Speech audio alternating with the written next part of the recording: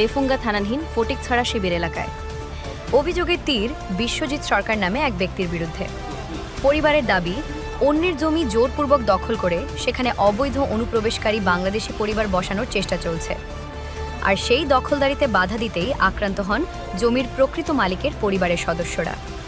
অভিযোগ, বিশ্বজিৎ সরকার ও তার সাঙ্গপাঙ্গরা মহিলাদের উপর চড়াও হয়। হামলায় আহত হন ৩ জন। গভীর রাতে মোহনপুর সামাজিক স্বাস্থ্যকেন্দ্রে দাঁড়িয়ে কান্নায় ভেঙে পড়ে পরিবার। তাদের অভিযোগ, স্থানীয় শাসক দল ঘনিষ্ঠ কিছু প্রভাবশালীর ছত্রছায়ায় এই জমি দখলের চেষ্টা চলছে। এমনকি পুলিশ উল্টো তাদেরই ধমক দিয়েছে বলেও দাবি পরিবারের। সবচেয়ে বিস্ফোরক অভিযোগ, পরিবারের দাবি, অভিযুক্ত বিশ্বজিৎ সরকার একজন অবৈধ বাংলাদেশি অনুপ্রবেশকারী।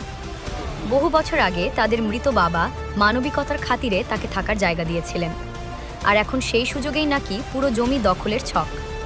যদিও এই জমি সংক্রান্ত মামলা এখনও বিচারাধীন, তাহলে প্রশ্ন উঠছে, বিচারাধীন জমিতে কিভাবে ফের দখলের চেষ্টা? কার ইশারায় চলছে এই প্রভাব খাটানো? আর কেনই বা অভিযোগের পরেও নীরব প্রশাসন?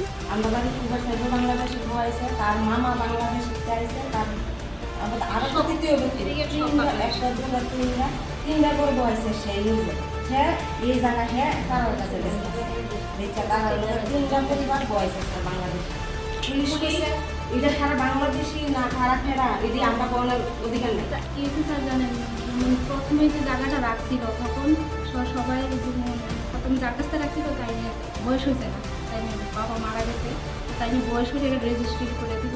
তো এটা করা হতো না, এই সূত্রে পুরা জায়গায়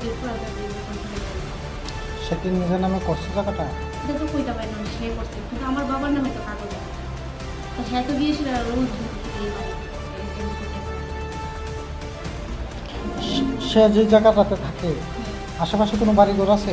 সেই জায়গাটা হ্যাঁ মানে আপনাদের জায়গাটা যেটা মানে জায়গার যে অরিজিনাল মালিক তাইনের যতটুকু জায়গা আছে এই জায়গার মধ্যেই তো হেরে থাকার জায়গা দিছে।